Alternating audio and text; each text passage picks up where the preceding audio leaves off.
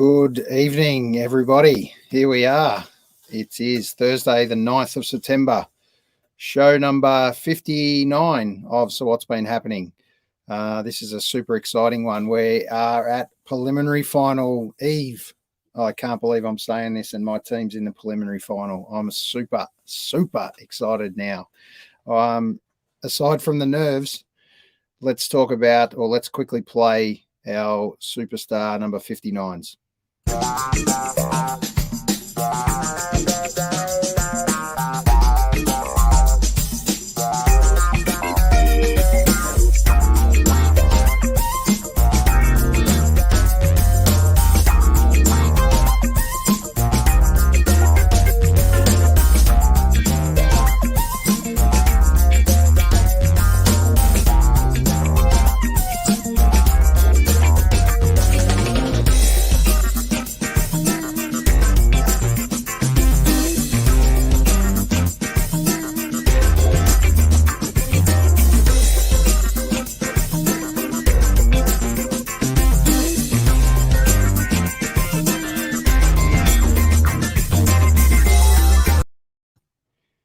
Bit of black screen black out there just for a few extra little grooves. All righty, let's get into it. It is what are we, Thursday night, and we were talking about Are You OK Day. So that's a fantastic segue into saying g'day to the cuz, the great cuz, the Monty Meanderer. Gets out with the people, has a chat. Good to see you, mate, on a Thursday night. Hey, mate, great to see you too. What a great day. What a great initiative. What a great day. Really important that we reach out to our mates, our loved ones, just checking in on them, making sure they're okay on a day like that. Should do it every day, but today of all days for sure.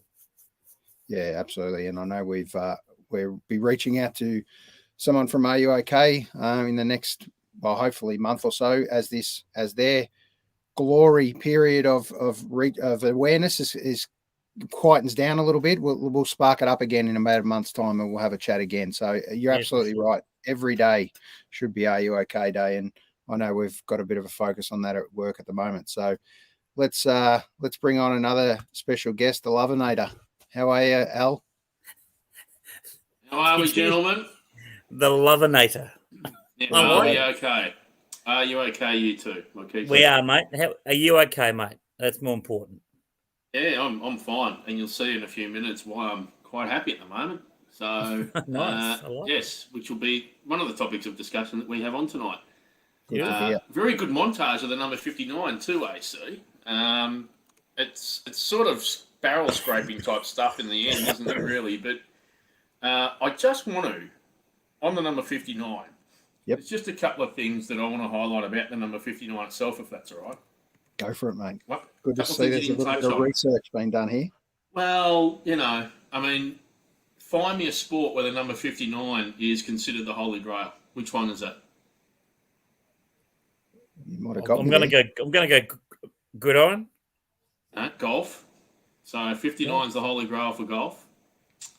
It's the number of beads on a Roman Catholic rosary. Oh, we're going good now. He's gone good here. The Queensboro Bridge in New York City is also known as the 59th Street Bridge. Oh, you have research above and beyond. Hang on. Well, I've done my research. So, Lockdown's been good to you, Lovey. Mate, the number on a button commonly worn by feminist activists in the 1970s.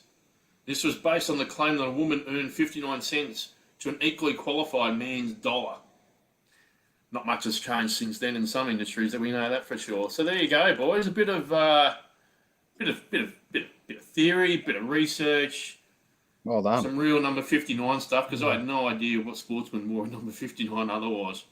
Yeah, interesting enough. I'm not sure if you saw that little needle in the haystack, but it was actually had a 1 in front of it. But I found it good because not a lot of sports are known with numbers, especially in this sport with athletics being in the number, and normally it's just a name. But I snuck in the, somewhat great. It reminded me back of one of the last times the Demons were in the grand final, and it was 1988. Flashback to the big screen, and it was the supposed great at the time, the great Ben Johnson, ran with number 59. So I couldn't help but throw that one in. So Hasn't he ruined athletics ever since? Yeah, it's been a slow climb back ever since, I think. And he wasn't the only one. There was a couple of others in that same period. So a few mates. Correct. Absolutely. Now, sorry, before we go, in your little pictures, what was the famous little pub there with the 59 on the front? That is actually in Melbourne. So I'll give you that little bit of gold. It's locked down, sadly, at the moment, but it's one to look out for, that's for sure. So we'll just leave that little snippet there. You have to Google and do your research, and we might have to meet the boys there for a lazy one. I'm pretty sure it's in Collingwood or Fitzroy. It's close. It's around the suburb. It's where the pub crawlers start anyway. It's in Richmond. It is too. Yes, my bad. There you go. Yes. There you go. Now, Cuz, obviously I'm going to put you on the spot. Tell me you've got some effort of 59 that you've made. But I've got nothing for 59. Nothing.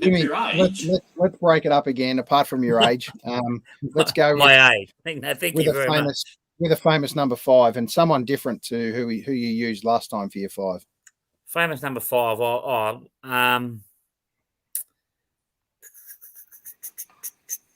Famous number 5. Let's go with David Schwartz.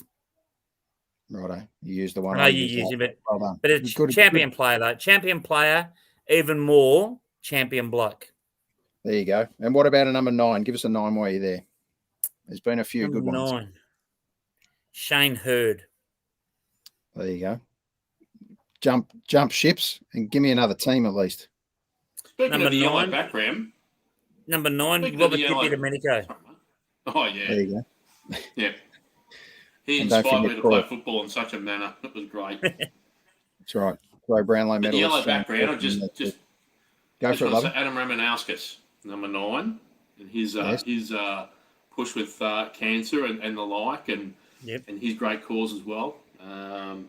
Yellow is a very prominent colour that they use in that particular cause too. But you're talking number 5s, the last one I'll bring up, and debate this another time. Our best ever number 5 in the cricket, Test cricket, Steve Waugh. Come at me. If you can find a better number 5 than what Steve Waugh was, then I'll eat my hat. Righto. Well, we're going to, speaking of that and cricket tragics, I know another good friend of mine who we've had on the show before, and it's been a long time between drinks, and we've put on plenty of episodes since. I don't think we're actually supposed to go past that episode, to be honest, around that finals time. It was last year, and it was the Cats. Or was it even the year before? No, of course it was last year.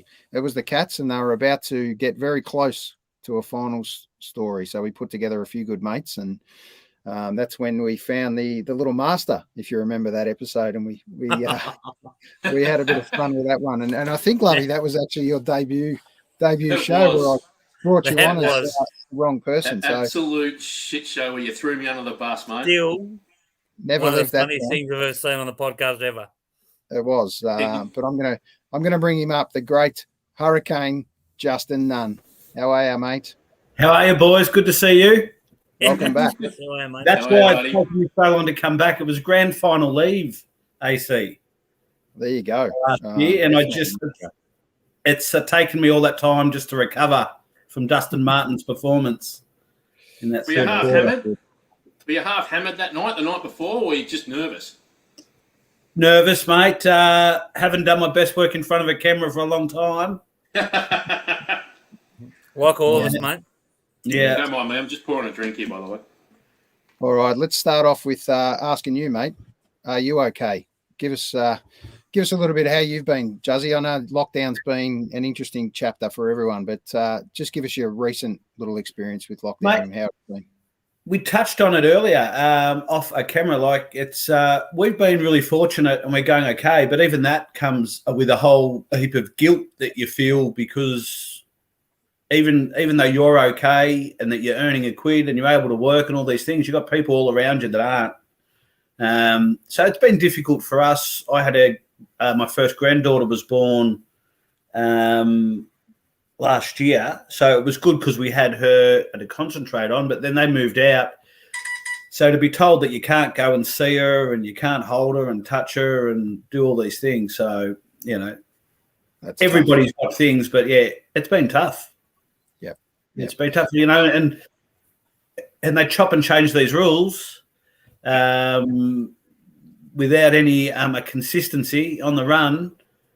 You can't help but start to feel, well, you can't go and visit your parents, but are you able to go to work? It just sort of doesn't add up. Yeah, some serious imbalances there for sure. Just a shout out to our good mate Robert Wine, all the way from Canada. He's tuned. Well, put the alarm on at 5:15, mate. So that's Robert, you're a star. Welcome back, mate. All right. Now, boys, this episode was an exciting one. Lovey, you got something before we go? No, I was just going to say, I feel Justin's anguish around the inconsistencies and, the whole rules for some and not others. It just feels like there's no rhyme or reason to this, and I understand science and all the rest of it and data, but at the end of all this, we're dealing with humans, and I think that the whole human aspect of this has completely gone missing in a lot of decisions that have been made, and we know what all those decisions have been, and now it's a case of trying to prosecute what's best for us all mentally, and from a family perspective, I think that's what needs to be prosecuted most from here. Yeah, I can't wait to get back out there. Sadly, it's not anytime soon that we know about. That's the bit that's really hurting me at the moment. Just no end date. You do all the right things, and it doesn't seem to be enough at the moment. So hang in there, boys. We will get through this one together. And Robert Wine just mentioned that he's okay. He's just become a grandfather 3 days ago. So congratulations, Rob. Rob, beautiful, mate. Awesome news. A really good surprise. I know Canada's largely out of lockdown at the moment, but an exciting time to be a grandfather, that's for sure. All right, just a quick recap, boys, on the show we did on the weekend. Lovey, you and I put this one on with Paul Rosen, Paralympian, all-round just genuine superstar, mate. That was a fantastic chat, wasn't it? Oh, it was great, and it taught me two things. I guess the first thing was suck it up. Sometimes you got to suck it up because there's always someone out there going off that's not going as well as what you are. And he was like that himself, even though he's gone through so many trials and tribulations, and he's a really good story coming out the other side. Which goes to my second point, is that anything's achievable. If you really want to put your mind to it, you can achieve great things, and as long as you've got really good people around you, I think that was his other key, and his love he has for his girlfriend's absolutely obvious. So the fact that he's in a good headspace compared to where he was, even as late as 2019 from his story, and obviously for decades prior, the fact that he's where he is now, it's brilliant. Yeah, it sure is. And a shout out to our good mate Rosie, and we look forward to a chat again soon. Great to have you with us on the show, Rosie. Righto, cuz, this is the time. It's the great. It has become the time. Welcome back, Juzzy. It's time for the great Dim Sim debate. I wouldn't say necessarily a debate, but it's something we floated a little while ago after our pickled onion discussion and the trials and tribulation and bets around the pickled onion that we haven't still been able to secure, where we might have to call on Juzzy's services to try and help us out there. Juzzy, just to let you know, mate, we've been to 6 fish and chip shops and we've offered $50 at each fish and chip shop, and they still will not part with the big dirty jar on the top of the counter with the pickled onion. So we need 9 fish and chip shops, mate. I went to 3 this week, including tonight. Nothing. Right. That's trouble, isn't it? It's the pot of gold, isn't it? That's what we found out. The holy grail for the fish and chip shop. Who would have thought us as a little kid looking at that mystery box of whatever the hell was in there? I thought it was a fish tank at one stage as a kid. What are those weird looking fish in there? They just won't part with it, mate. They say they've had it since the start. They've had it since they bought the fish and chip shop. and I reckon some of them might have sold six pickled onions if they're lucky. So, see, another thing that's hard to get your hands on is the Chico Roll posters with the girls on the motorbikes. Yeah, if anyone's got one of them, if anyone's got one of them, put one up behind me. Yeah, we'll find you one. We will find you one. That's for sure. Yeah. And the great part about this discussion that we talked about, this has gone all the way to Canada. And Robert Wine actually thought I'd have made a typo talking about the dim sim. He only knows it as the dim sum, which is interesting. Very different. Very different. We're talking about the magic of the dim sim, and it's an interesting chapter, the history of the dim sim. Boys, did you know this was actually a Melbourne-born item? Australian invention. Which is it's basically a piss take of the dim sum, is it not? Yeah, very similar, very similar. So the great man we've got to thank is William Wing Young, was the great man that come up with this. In the restaurant Wing Lee in Melbourne, 1945. So we're going back a bit, mate.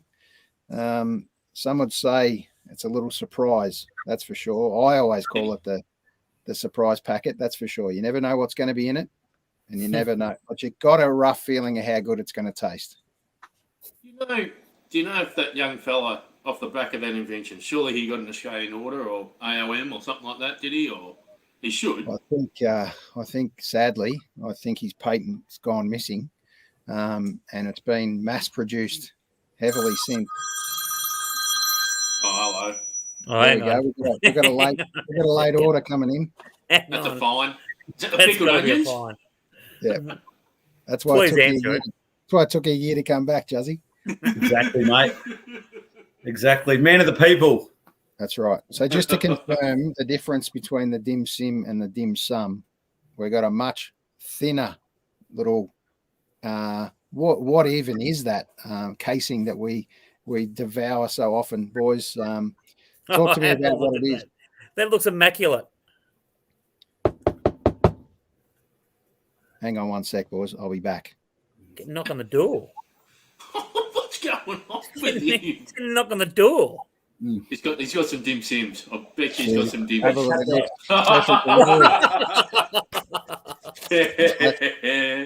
This is a surprise because this wasn't supposed to happen. I was just leaving it to you boys to come up with the gold, and bullshit. Two of the best fried dimmies, thanks to the local shop. So that's a great delivery from the Special Fish and Chip Shop. We'll have to give them a plug, even though they haven't let go of their pickled onions. It might give us a bit of bait. I'm going hungry. No dimmies here, mate. Sorry, buddy. Apologies.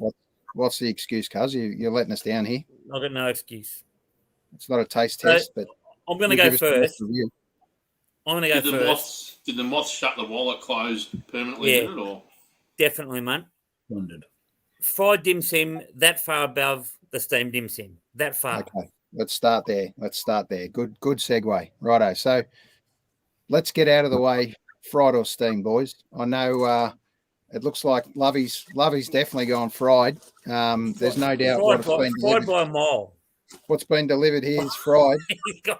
have a look at yours, Lovey. That is a soy sauce soaked steamed dim sim.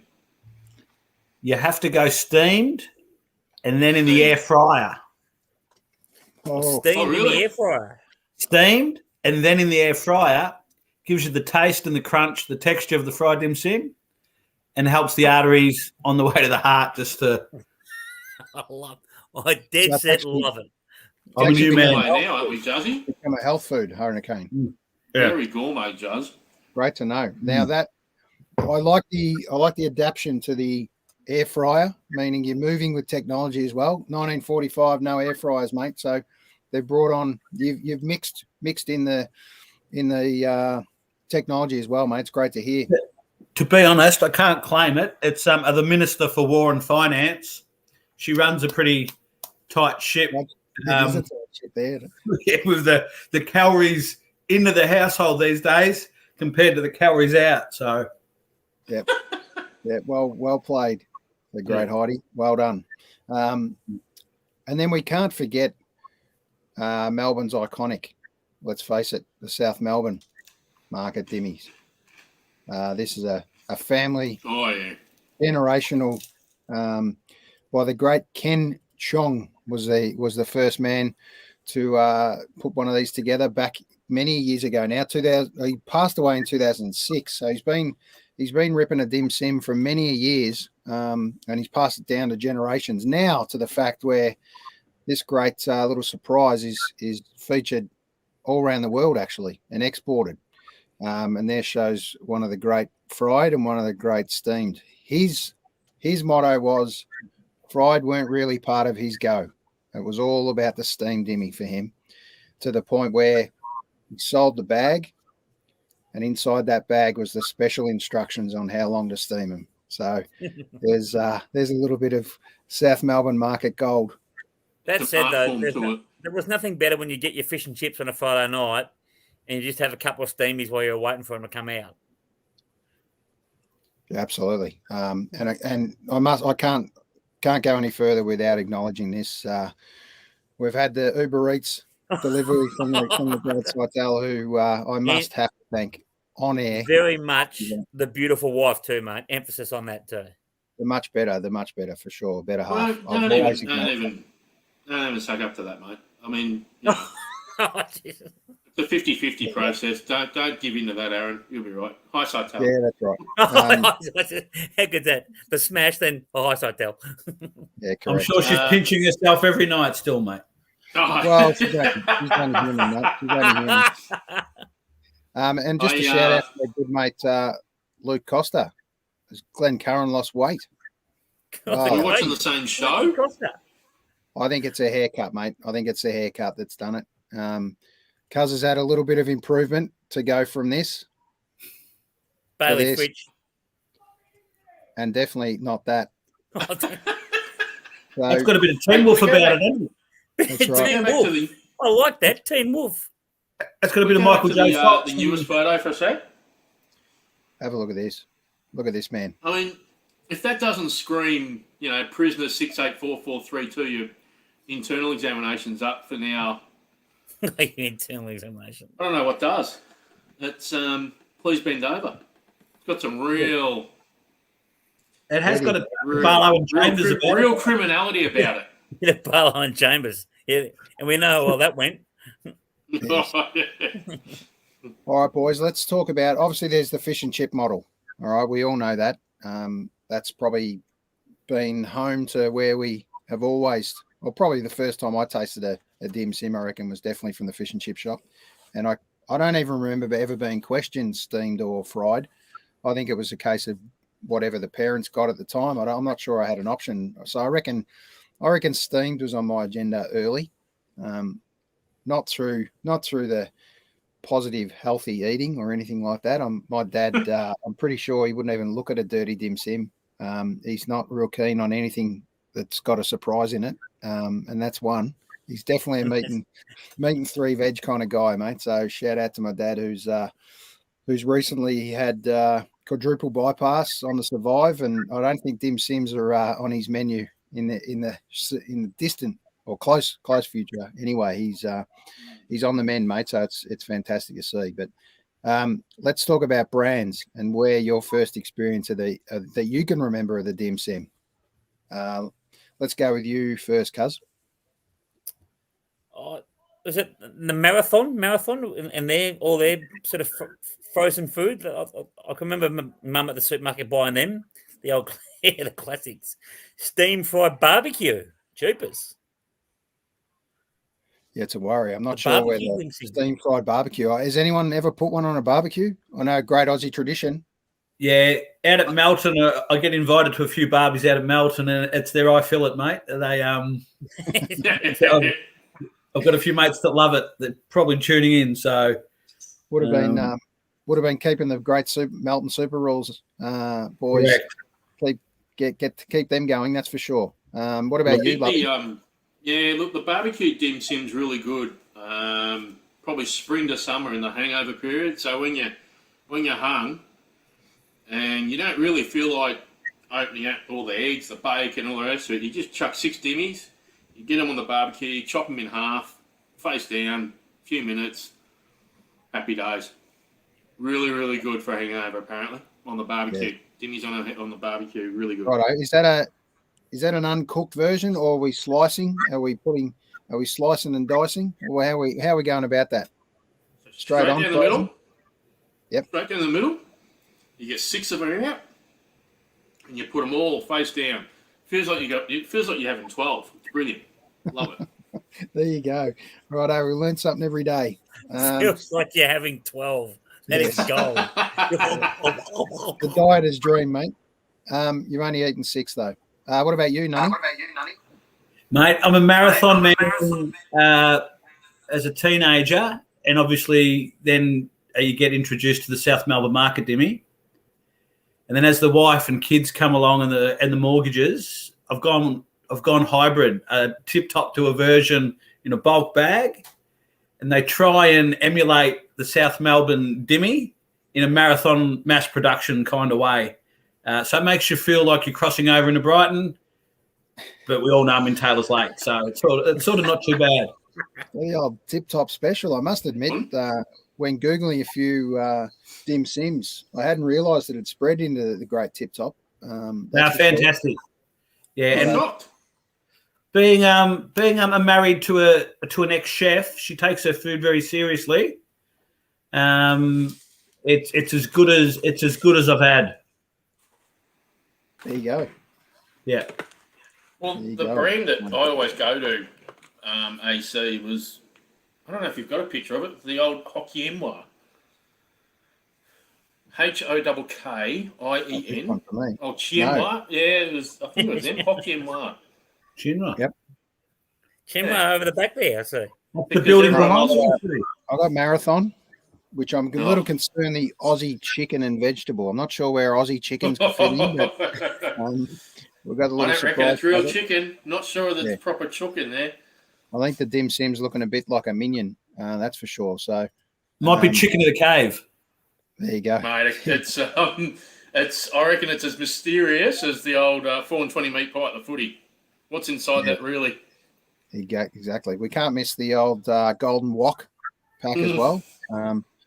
Yeah. I wouldn't say the most inviting packaging we got lined up there, but look, mate, my first experience, not first experience, but my classic young, early teenager period, catching up with mates, we were pretty good on the little mini dim sim because mum thought she was only half doing us in if we had the little half a dim sim, right? So we get the little packet of 15, and I think we're about 3 or 4. So you're just enough to taste a little bit of dim sim, right, before you're onto something else. So there was many times that I'd be home from school or something, and I'd just knock the whole packet off. Well, 15 just felt like about 3 or 4, didn't it? Real dim sims or big ones. So my experience as a teenager was a good friend of mine. His dad used to do a bit of servicing, roof plumber he was, and he worked with this great building that was behind me here, the big Chinua building. It's on the edge of Hoddle Street, Collingwood, the mecca, the home of the dim sim, in my opinion, and brought home a big 60 pack of the big so it was often a big 3 kilo pack, 3 strong growing young boys. We would have the big steamer going. And it was a case of, how many do you want? And they'd ask me, and I was the shy kind of younger one that would say, how many are you having, mate? I'm having 6. Another 6. And next minute we'd have 18 on. We'd have half the box, or more than half the box on.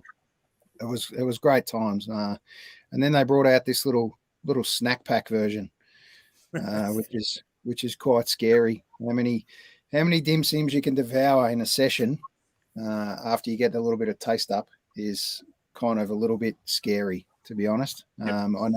I know probably all 4 of us have stocked up on a few kilos over time, and it's a tough road to get them back off. That's for sure. I'll never forget. Sorry, go, Justin. Easy to find. Very easy to find. Hard to lose. That's right. I just didn't remember playing under 18s. Really funny story about a training night. And we were hungry after, we were doing VCE, so we were hungry after school, heavy day at school. And I was at my friend's house, and we thought, well, before training, I'm starving. We both thought we've got to do something. So his mum had in the freezer some of those mini dim sims, the really small ones you see at functions and weddings and stuff or whatever. Anyway, I thought, oh yeah, I'll have a few of those. Anyway, my mate decided, he was our ruckman, big bloke. Anyway, he said, oh, it's easy to chuck on the fryer. Oh, okay, we'll put a few on. I didn't know. He put the whole packet into the fryer. And the whole packet, he cooked the whole packet and he brought it back out. It was like in this massive Tupperware container that, you would serve up that much just for a wedding. And I thought, well, what are we meant to do with all these? Fuck it, we'll eat them all. So we ate them all. Took about an hour. Grabbed our training gear. I ran 3 laps. And I was so sick. I was so crook. And I said, oh, look, I'm not training. Boshy, my coach, no, Bosch at the time, my coach, he goes, are you okay? You look fit. You were running fine. Yeah, I'm a bit crook in the guts. And he told me on the Saturday then, after, you stunk. You stunk like soy sauce and Tim Sims. I went, yeah, I know. It was just terrible. Went through half a packet of mini Dim Sims with me, mate, before training. It was horrible. It's great times, the old dim sim, that's for sure. Oh, Brings back great memories. And it's funny, it's been a while since I've had a dim sim, to be honest, but just tonight it's just flooded back the memories after that special delivery, and we're starting to get a few shout outs as well. That's for sure. And good mate Josh Henshaw has come up with the Chinois dimmies. They've spread out of it's definitely spread out of Collingwood and Australian Butchers. Brilliant. A little plug for Australian Butchers Enterprise Avenue, Berwick. They're starting to come in now. And he's with you, mate. Great on the barbecue, cut in half, bit of soy sauce. There you go. Yep. I don't know if Josh was on when you mentioned that before. So he's definitely got a support there. I tell you what, Cranbourne feels like it's 5 k's away from me, even though I'm in Ringwood. I might try and get out there tomorrow. There you go. I'll test that 5 k limit. Yeah, pick up a packet, that's for sure. Now, a couple of things we've got to confirm. So we've gone, what was the preference, the total preference? Was it steamed or fried? Fried. We're going to go steamed just because it's easy to eat, down quick. You can eat a whole bunch of them. You don't feel as full. The only thing I'd say with the steamed is that cup you get at the footy with the 3 or 4 in them, boy, that can hold some heat. That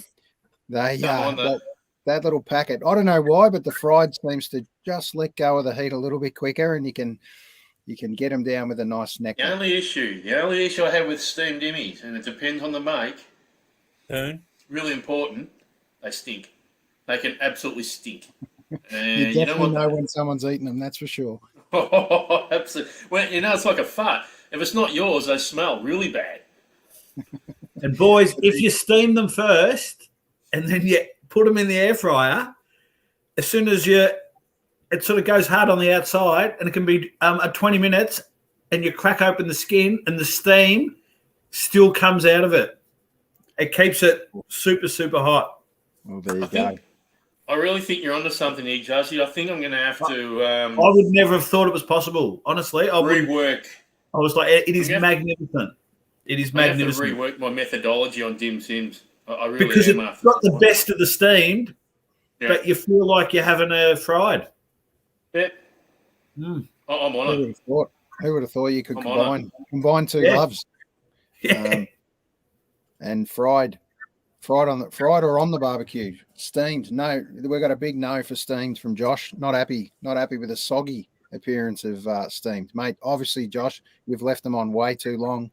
Once that skin sticks to the bottom of the steamer, mate, it's all over, and you not only see the contents, but there's something special about that little packet of joy that is the outside casing. We're not really certain what it is exactly. I'd rather not know. No. I've just had a look at it whilst we've been talking about this. See, research. I'm telling you, research sets your mind free for life. So the common ingredients. I don't know how they roll this into the skin, wheat flour, water. I don't even know what this is. Tapioca starch, salt, preservative 202, flour treatment 300. Now I haven't even gotten to some of these other ingredients that I can't even pronounce. So there you go. When something's got a number, you run. Good. Right. That's the scary packet. Yeah. I wonder if there'd be a lot of anti-dim simmers out there if they knew exactly what was in it. Yeah, very true. Bit like KFC, mate. I literally have not been put off by what I just read out. I'm still keen to keep going. I'm the same. Yeah. Yep. Bundles of joy, mate. Bundles of joy. And speaking of bundles of joy, I need to run through this with you. Okay, so here it is. The great surprise packet that we all love. Now we've got, I'm not sure what we even call this end. Ever had a term for it? The bum? Okay. Just the bum. And what about this end? Knob. That's the top end. Righto, let's go. Bum. Well, is there a top and bottom bum? There's no top. They lie on the side. Yeah, that's right. There's no who puts them in like that, cuz. What do you do? Stand them on toothpicks or something? All right, so let's run with which end do you eat first? It's the great debate. Liam with it. The end that shows we can see a bit of the meat, that end. Yeah, the folded sheets. Yeah. Yeah, the bum end, because it soaks into the sealed end then. The soy sauce then soaks further into the sealed end, whereas it feels like if you went start there, it all just oozes off because it hasn't been sealed. There's an art form to the eating of this thing too. That's right. So obviously I was just an absolute rookie as a kid, mate. I would always take on the good end first, right? This end, the top, as Cuz calls it, mate, that's where the gold is. Look, it's like a pie, right? No one does it properly. It's no fun unless it's spilling out everywhere and it's leaking on your hand. That's the joy of the surprise packet, right? And once again, you can't just peel off little layers and find out what's under there, mate. You just got to go for the top, straight in. All right, let's cover off sauce. What about top it off? What are your flavors? Oh, you saw what I had before. Just before you do, does it depend on whether it's steamed or fried? Yeah, it does. Yeah, no sauce on a fried dim sim. Sauce on a steam. Glenn, you can just leave now. Thanks. Out. I'm a soy man. I'm a soy man on a steam, and tomato on the air fried version, or soy sauce on a fried version. So, yeah, righto. Yeah, good, lovey. That's the one thing I'm pretty unfussy on. It can be a soy on both for me, and well, that looks like strawberry jam, does. And it was. I am partial to a bit of tomato sauce on the fried. Yep. Yeah. Happy with that. I saw some dickhead one time though put mayonnaise one time on a fried dimmy. I nearly choked. I nearly spewed. I thought you're an idiot. Yeah, that's talk about wrong placement. That's two things that don't go together. I haven't seen him ever since. That's like playing Dunkley in the ruck. You don't play Dunkley in the ruck. There you go. So there we go. That was the great debate. It's been a good chat in relation to the dim sim. Now we move on. We will move on to football now, just to have a little chat about the prelims coming up. But we will also find the next little piece of gold to create a show on. So we'll talk about that in the next week or so and find out what we're going to run with. Josh, just quick shout out while he bolts off. Thanks for tuning in, Josh, and having a chat, mate. He's on the Demons as well. I know he's another Bombers man, so we're surrounded by the Bombers influence. But sadly, you boys have done your dash. So let's not talk about footy. Okay. The great Eddie jumps on, and for this year only, he's not talking footy. The Tigers are done, mate. We've had our little 4 years in the sun, have we, Eddie? And now we're just rookie again. All right. There you go. What a fresh change to proceedings. But one thing that is good is a couple of new teams get to have a bash. And I think that's got to be an exciting thing. So here we go with The AFL finals. We are at prelim time. Really scary thing that I saw during the week. This concerns me. That's horseshit. Like, seriously. Just what is going on there, guys? And seriously. That's from the directives of the same bozo premier that wants to lock down his state almost up until April next year if he has his way. So, whatever. Just overkill. It sure is. That was actually at half time, I'm led to believe. Did they spray the grass then? Did they spray the whole grass as well with it? They probably killed the grass, sadly, in the pot. So look, keep an eye out for that in the goal square, whether they've killed the grass for this week. Here we go, boys. Here we go. We are this week off to this great stadium. How good will this be? I can't wait for this. This will be fun. This within the road. We're getting to the pointy end now. This is an exciting little period, that's for sure. Here we go. The Demons, 5:50 p.m. local time, obviously. We're going with about a 7:50 start, I'm led to believe. Optus Stadium. A little bit late for me. I might, hopefully I'm not in bed by half time. That's all I can say. But here we go with the prelim final. The prelim final. From a Melbourne point of view. This is how we're looking, and this is how we're looking from a Cats point of view. Final strong is their message. The Demons, no message. Let's just get it done, boys. All right. No message is probably a good thing for me. That's exciting. Give them hell is our motto. What happened to the nose on that bloke? What's happened to his nose there? Which one? Punched in. This one? The Melbourne one there. Yeah. Looks like it's been punched in. Yes. Good to see the great Demon back where it should be in the finals. It is. So, Guzzy, obviously you and I, mate, being a mad Cats man, it was imperative that you came on tonight's show and just had a chat with your thoughts, mate. How are you feeling? Are you a little bit nervous? Obviously, you guys have been there before. You've been there many times before. So does that give you nerves, or does that give you a little bit of, we've been here, boys, let's do this? I'm proud. I'm proud that they've been able to get there again. I think it's a great effort. I think they've been competitive for so long, but if you guys play on it every opportunity, you're just going to be so hard to beat. I think you just got leg speed. So both got great backlines. I think you guys have got the edge in the middle, and I reckon we've got the edge up forward. So if you guys run, it's all about that first quarter, AC. I reckon it's all about that first quarter.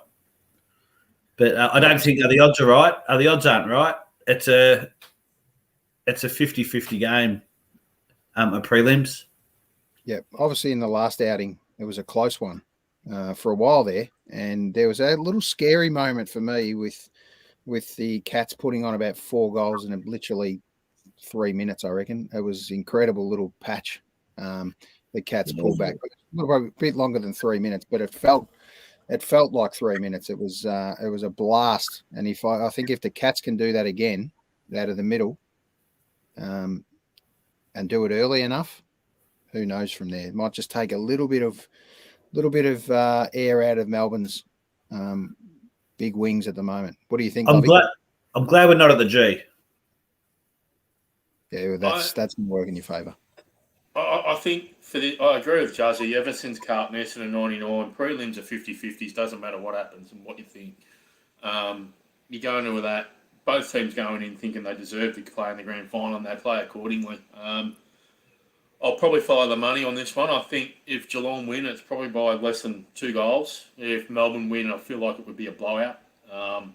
So it's really important for Geelong to negate Melbourne's midfield. I agree with that, Juzzy. The thing that concerns me for Melbourne, I haven't seen Dangerfield fire a shot yet. And if he gets off the chain in the first quarter, or even in the second quarter, he's still good enough and still in the best 3 players in the competition. For me, if he has an influence on the game, I don't see how Melbourne can try and stop that very well. And because he'll put pressure on the mid and he'll put pressure on up forward. And, I I think Geelong's got a forward line structure that separates May and Lever quite well if they do it right. So that a guy like Radigalia is now actually really crucial to have an impact on the game. And if he can, that could be Melbourne's Achilles heel. Having said that, I think Hibbard coming in, great selection because I just feel like Melbourne need to continue having a bit of run. That's what their game is.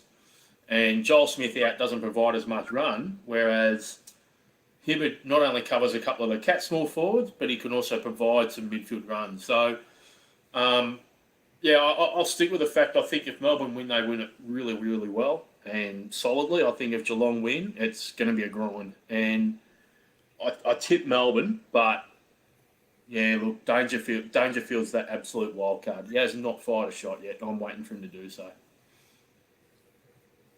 Yep, it's going to be an exciting one. Cuz, give us your thoughts. Yeah, look, I tend to agree with Lovely Bill. I think Dangerfield's due to have a bit of a game. Like, he hasn't, for whatever reason, I heard mention on the news tonight he's had a finger issue or something.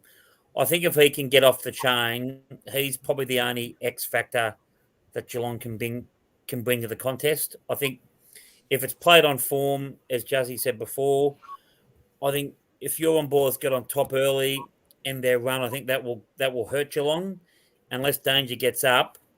Look, that game against Port Adelaide a couple of weeks ago, I think Geelong looked a bit slow. Yep. And I think Melbourne can expose them to that again if they get the game on their terms early. But I think, Cuz, that's why it's really important for Dangerfield to pull that finger you're talking about actually out. Yeah. And really, really get into the game early and put Melbourne on the back foot. I think that's really important. I think Tui and Duncan, who both didn't play in round 23, are absolutely critical to that side from half back up onto the wing.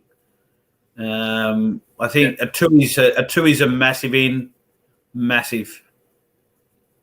Especially with Stuart still out. So I think Tui's influence is greatly underestimated. I agree, Judge. I think he is integral to what your side does and how they set up and zone up and whatever. And he's a NAB Little Legion, so of course he's important. That's right. You've got to have him in.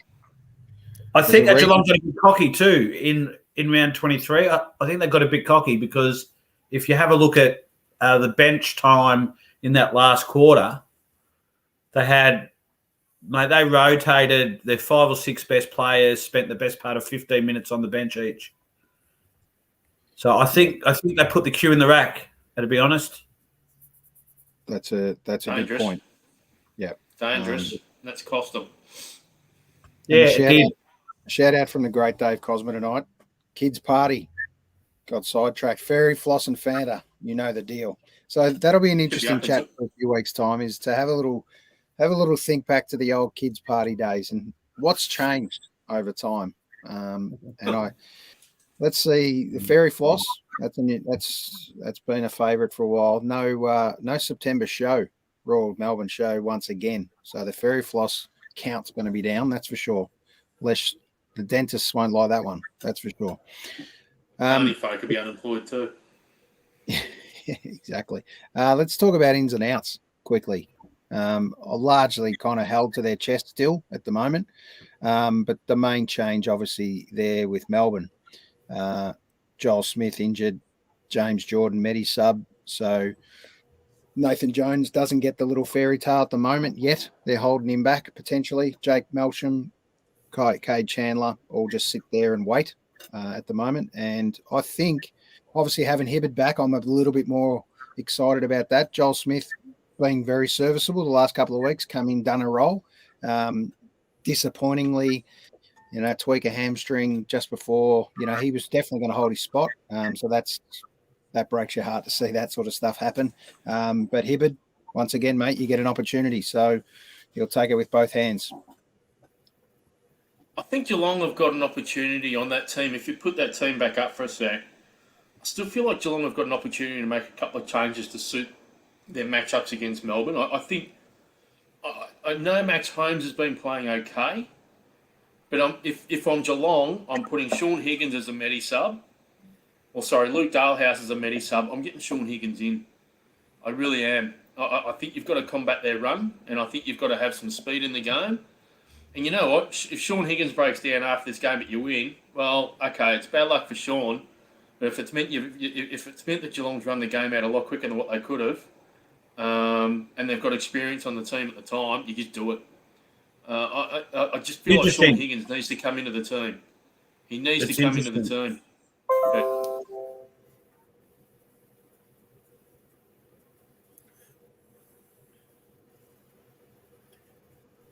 What's your thoughts, Juzzy, on that?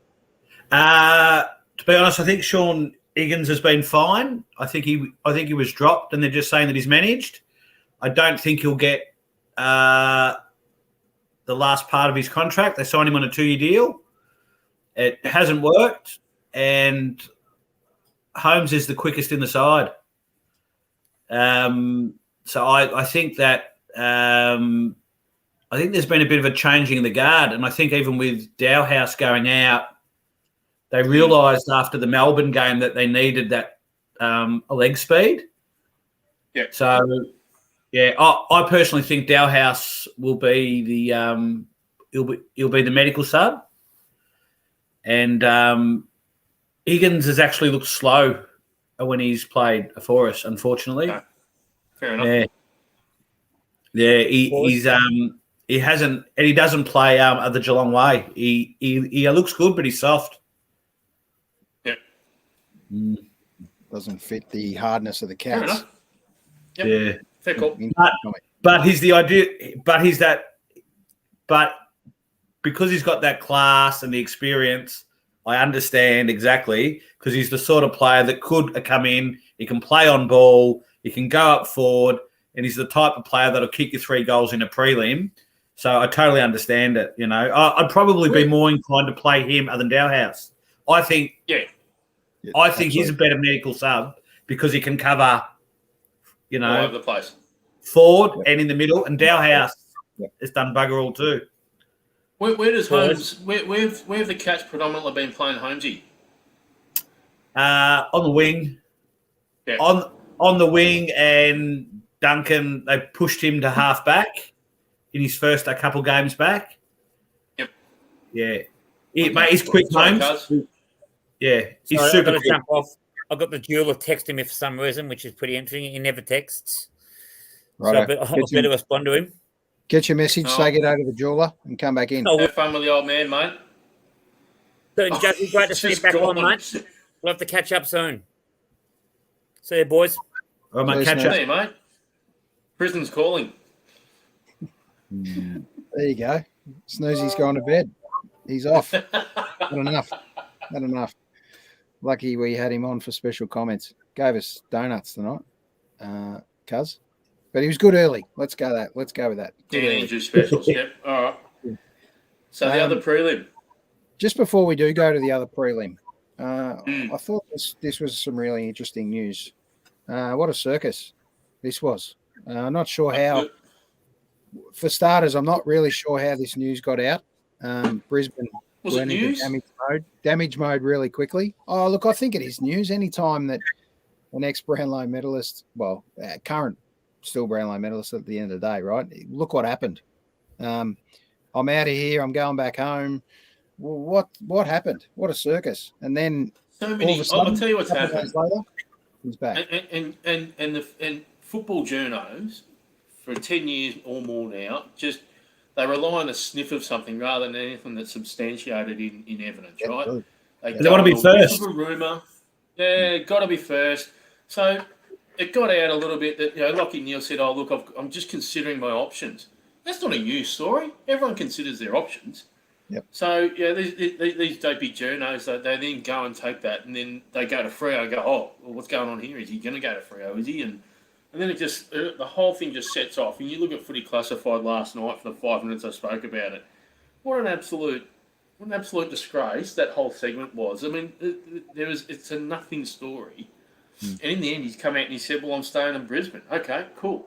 Well, it forced Brisbane into an absolute panic. It's made poor bloody Fags just almost have a bloody aneurysm over nothing. Yeah. I mean, it goes the same. It's the same thing when stupid Tom Brown last night jumps on the on the news and but by the way, I reckon Clarko will be coaching the Gold Coast Suns in 2023. Sorry, Stewie Dew's contracted for another 2 years yet.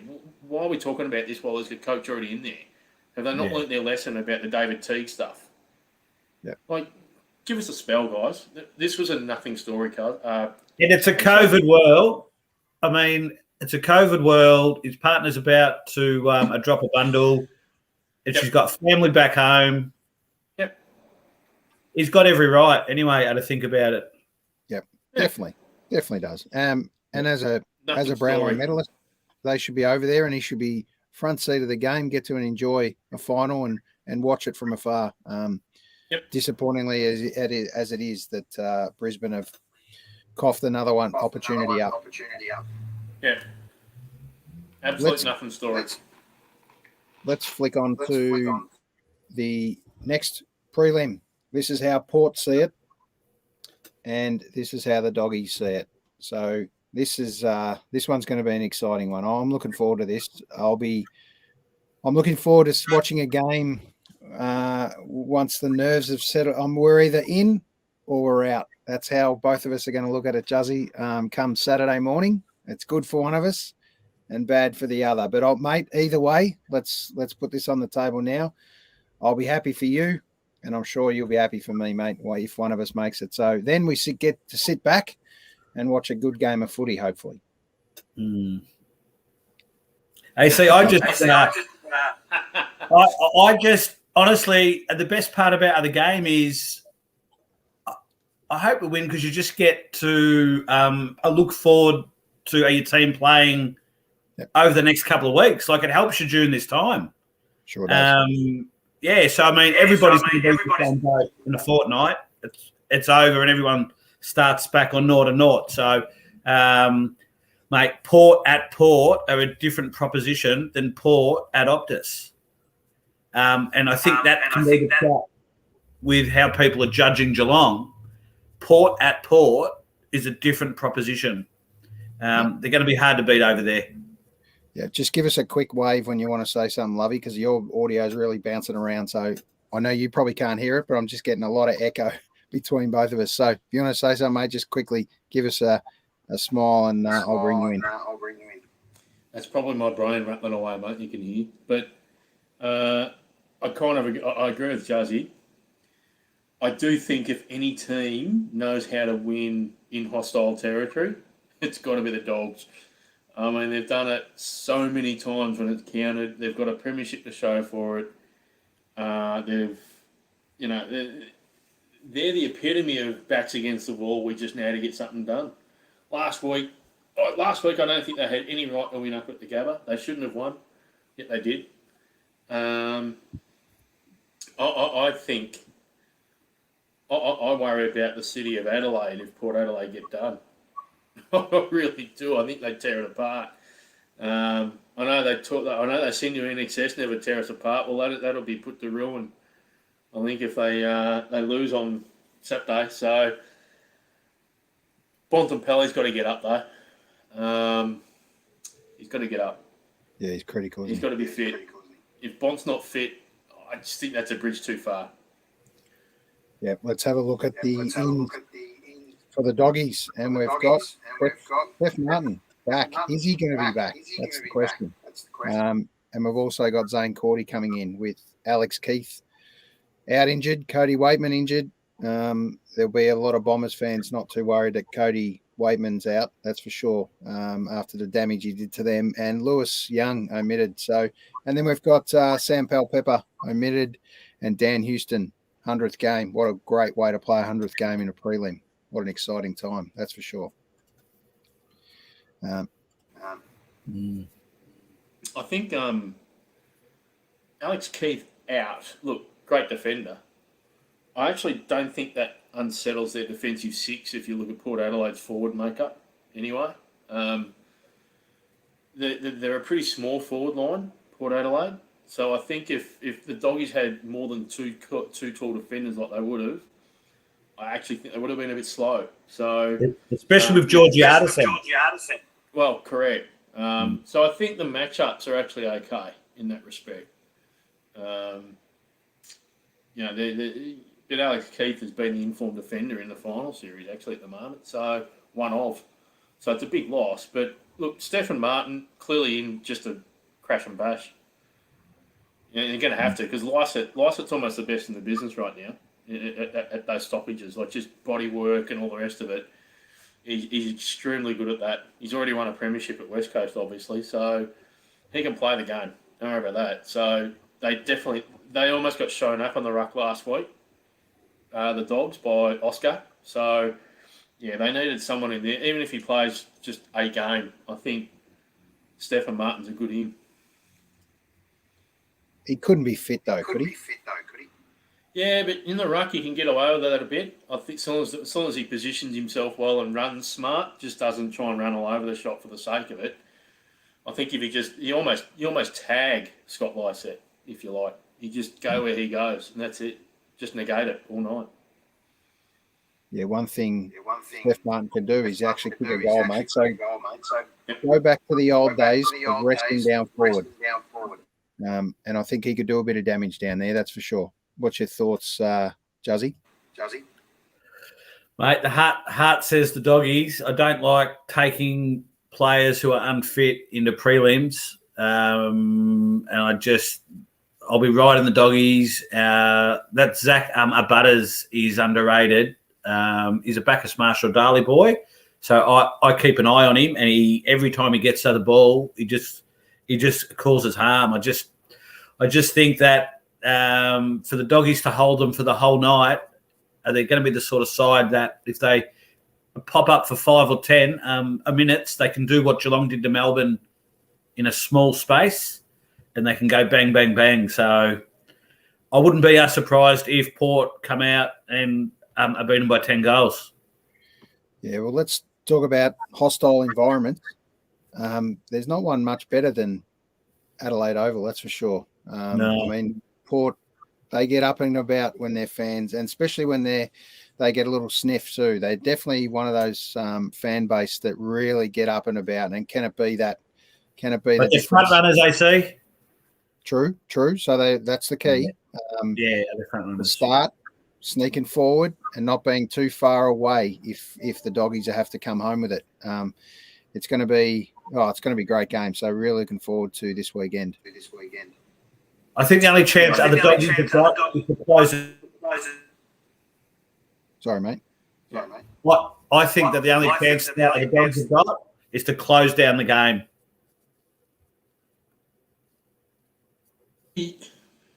Sorry, mate. What's the weather forecast for Saturday over there? I'll have a look. If it's raining, it's Dogs all day long. If there's any weather, it is the Dogs all day long. Because Port Adelaide have got lighter bodies, and I just sense that it could be the Doggies. No, I'm not writing the Dogs off at all on this. Again, it's if it's in tight like Justin says, I totally agree with that. Libba, Lockie Hunter, you talk about underrated. Lockie, if Libba wasn't in the team and Bont played forward more, Lockie Hunter's their best midfielder by a mile. He's a great great midfielder. I would love to see the game brought in, and if it's 11 goals to 10 or something like that, you'll see the Dogs actually get up. I think. Yeah, I think that's a chance. Yeah. It says no. 8% of rain Sunday. Ooh. So who knows? Wouldn't be the first time they got it wrong. All right. I like the Doggies' chances. I'm going upset. I've got the D's by 28 points, and I've got the Dogs by 7. Be a ripping grand final. Oh yeah.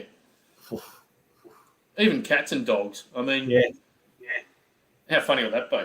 You just promote cats versus dogs. You get all the stupid Disney people coming out and all sorts of things. It'd be hilarious. There's going to be a twist. There'll be a twist somewhere. Yeah. I I got to agree with you. Because the top four have been that close all year. Yeah. The Bulldogs were top after round 20. Yep. And then ended up top to 5th. So Port were out of the top four. You don't lose the ability to play the game. Yeah. They know how to play. Yeah, I think, put it this way, if you don't know how to play in the preliminary final, you know you're out. That's for sure. So you don't need to be off by much to lose this one. This is a very close top four, that's for sure. So exciting times. Let's just get margins. You just gave me yours, Lovey. Juzzy. Less than a kick, AC. Unfortunately, in our game, I think it'll be a goal either way. Head says Melbourne, heart says the Cats. How's that? Massive heart stopper. I think Melbourne have been the best side all year. So I'll just say one thing. I went to a pre-season game to watch a friend play in the reserves, play North Melbourne and Melbourne, and I sat with the Melbourne team. So they were right there. It was me and my daughter, and I said to her that night, the Melbourne guys, every player on their list was there, and they stayed for the entire game, and they were that tight. I said to her then, before the season had started, and you could just see the chemistry in their group and how they were speaking to each other. And they've been the same all year.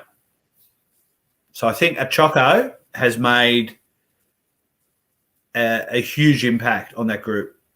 Yeah. Totally agree with that. Yeah.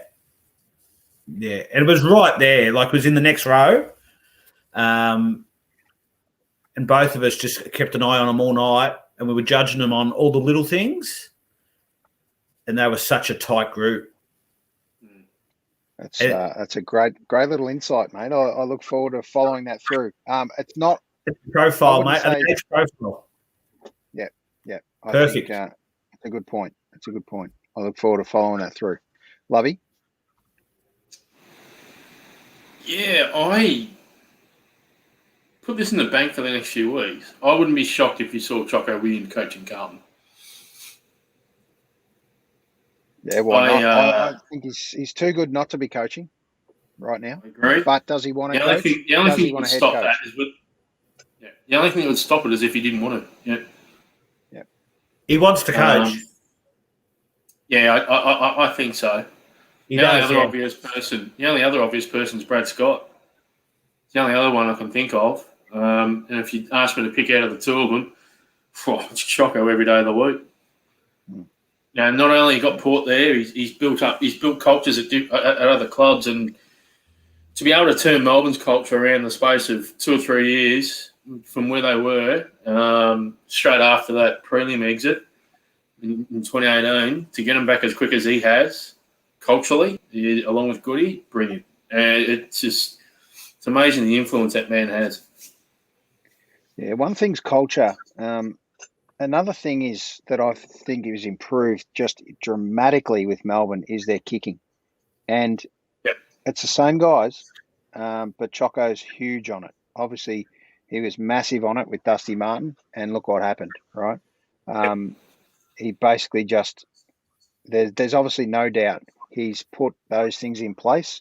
He obviously gives a lot of credit to his marked Sharon footy, which he heavily promotes. But there might be a bit of merit to that. Who knows? But he puts a massive focus on the real fundamentals, and that being kicking.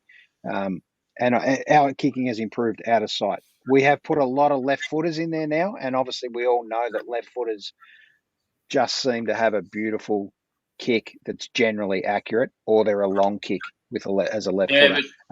I'll tell you who's improved the most out of his work. You've got to say it's Oliver for one. Yep. Oliver's field kicking's improved out of sight, but Petrarca looked like a Nile toes out the front. It just, he used to spray everywhere, and now he's bang, bang, or it's a goal. It just, I totally agree with that. I think if you look back to Bomber Thompson in 2006 and Hardwick in 2016, they were both under a lot of pressure, and they both could have easily lost their jobs.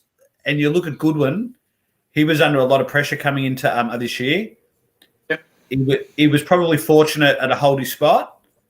So I can see a lot of common things. I mean, Balm came into a Geelong, made the world of a difference. Balm came into the Tigers, made the world of a difference. And the same can be said for Choco. And it's not just a Choco, it's the coach of St Kilda as well, who's gone over there. At Melbourne? Yeah. St Kilda. Are Of they course, coach? his name just escapes me as I. Starts with R. Yeah, I know who you're talking about. I just had an absolute blank. Help me out there, Lovey. No, got me. He I plays don't pay college. attention to these other clubs. Yeah, he's he was head coach of St Kilda. And there's another one that's gone there too, mate. They've got Williams, the St Kilda bloke, and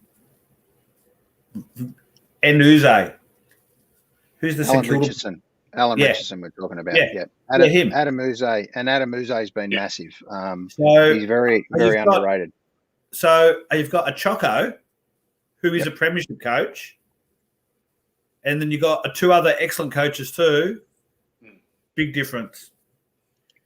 The other thing you mentioned about those other clubs, Juzzy, I know we're about to wind up, I suppose, but it's patience. Like, they gave Bomber Thompson a good 7 years, 7-8 seasons, and he cracked through for the 2007 flag. Alistair Clarkson he got through in 2008. Geelong were red hot, and they had a really good day out. But it wasn't until another 5 years after that before he won his next flag. So if you think about it, from 05 to 13, it's been a while. Hardwick, 9 seasons before he got his first one. He was in his 9th year. Yeah. You look at clubs like Bucks. Bucks was a kick-off being a premiership coach. He was in his 10th season there. But it's all about having patience and and backing the coach in, that understanding too that these cycles that they talk about of drafts and all the rest of it and rebuilding a list takes more than 3 years. So these silly clubs that keep chopping through their coaches all the time. Carlton, prime example. Just ridiculous if you think that a coach can turn something around in the space of 3 or 4 years in this day and age. Yeah, it's absolute folly. I mean, GWS are doing the right thing by Leon Cameron, and they will crack through for one. GWS bounced back really well this year, and they're a genuine chance for a top 4 next year. They really are. When they get all their players back on, he can coach. The guy can coach. John Longmire, he's only got 1 flag, but they know he can coach. So, I think patience has to be a key in any of this stuff, as well as good people.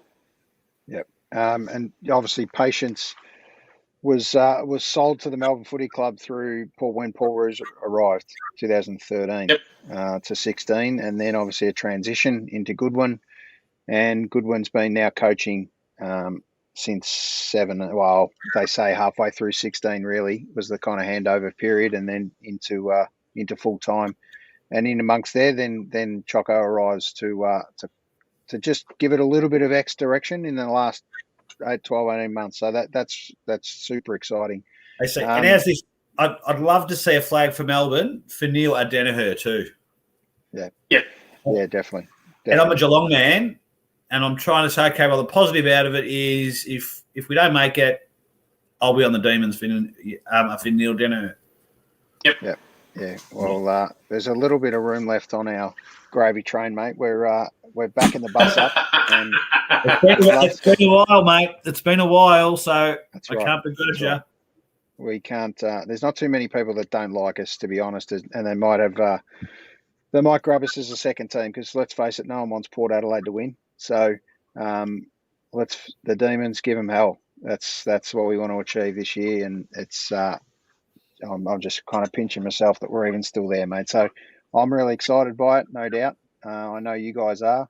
And the last one we just want to touch on before we go, I know we've gone a fair bit over time, but I can't let this game go ahead without us quickly touching on is our beloved, the mighty Melbourne Storm. Once again, we can't wait for this one. And Purple Rain is when it's going to happen, mate. This Friday night as well. I can't believe they schedule both games for the same night. This happened to me last week or 2 weeks ago. I couldn't watch a Storm, and then I snuck a little look, and we were getting pummeled at that stage. So that was a bad move. But this one's different. This is finals time, and that's when the Storm come into their own. Get to play the Manly, the Sea Eagles. That's going to be an interesting one. Not a great record against Manly, but they always have got the wood on us somewhere. But I just can't wait. The Storm, it's their time. Let's do it, boys. What do you think? Manly are in good form, and I wouldn't mind Addo Carr being in. He's got the hammy, but they reckon he'll be okay for the next game. So I almost think that it'd be right to play, but they're just not taking any chances. We've been good all year, AC. We've been good all year, the Storm. Yep, I sure have. What's your thoughts, Lovey? The Storm would want to win this one because they wouldn't want to play the Panthers in the prelim coming back the other way. You'd prefer to have the Panthers in the grand final. So this one's really important. Yep. You only want to get them once. It's timing with that Okar horrendous. When you got Cherry Evans and Trebojevic just absolutely lighting up. They are the form team along with the Storm and Panthers right now. The top four is in extremely good form. This game will be a lot closer than what people are probably giving it credit. So, you know my background with the Storm. I don't particularly like them. Ironic being a Melbourne man, but look, I still think they should get up, but I wouldn't be surprised if Manly win at all. Yeah, it's a definite big danger game for the Storm. That's for sure. It's got danger signs all over it. You get over this one, I reckon you're good to. If you get over this one, you're good to go. Yeah, my quick tip is Storm by 12. So I think it's just a little breather, and they get there, and they get the 2 try difference early. Hopefully, Storm are very good at coming back, but geez, when they start and they start well, they're very hard to catch. So it'll be interesting to see how Hectic goes now that he's a prime position player compared to last year. He was a bit of a big player. A lot more responsibility on his shoulders this year. So hopefully he can get it done for them. Yeah, he's super keen to get it done. As are a few other players that are leaving. I don't know what Bellamy does and gives them, mate, as a little parting gift. But I know when they leave the Storm, they don't leave anything out there. They definitely give it a massive crack, and they know they've left. A lot of them have left with premiership rings, so that's always a great sign. But what's your tip, Juzzy? Storm by 2, mate. Another nail biter. I think Storm will be out in front, and I think Manly come back, and Storm will hold on. Does Cherry Evans miss one going? Does Cherry Evans miss a conversion? Does he? I think Storm will start really well. Yeah. I think you have to. Yeah. To be honest, I think you have to. Yeah. Lovey, what's your tip? I've got Storm by 4. Close. Okay, once again, close. So, it should be a ripping Friday night. Did we cover off the Port Adelaide Bulldogs tips? I did. Well, I went Dogs by 7. Yep. I reckon Port by 5 goals. All right, unfortunately, I'm riding the doggies. Yeah, I think sentimentally, obviously, as Victorians, we all want the doggies to be there. We've come in the hard way. If anyone can do it over there, we know it's the doggies. So I'm going to tip the doggies by a point with Libba sending one home that just doesn't make it and gets tapped over the line for that last point. get them in. I think you just like having Bulldog supporters with heart attacks every week, mate. I think that's what you like doing. That's right. Yeah. That's right. And my tip, obviously, I didn't give you a tip, but my obviously heart's with the Demons, and I think we're going to get in by 22. And I wouldn't say largely comfortable, but it happens towards the end. So we start well, Cats come back, Demons go again. Cats haven't got enough in the tank in the end. So that's how I'm seeing the game. Let's see how it happens. Yeah. Well, you've got the legs, mate, and you got the profile on the list. They're all 25, 26. Yeah. Yep. It's the right number. Sense. Yep. Makes sense. All right, boys. This has been a fantastic chat. We can chat forever about finals time, and I love being involved in it. It's a new thing for me, so I look forward to getting the job done this week, and we can have a chat again next week about the big one. If not, sounds good, mate. We'll bring you back. We'll definitely bring you back anyway, Juzzy. And good luck for the game, mate. Good luck for the game, and good luck for the Storm. Good talking to you, Lovey. Yeah, you too, mate. Look after yourselves. Enjoy the footy, regardless. Have fun with it. I'll catch you. Footy's the winner. See you, boys. Ciao, mate. See you, boys.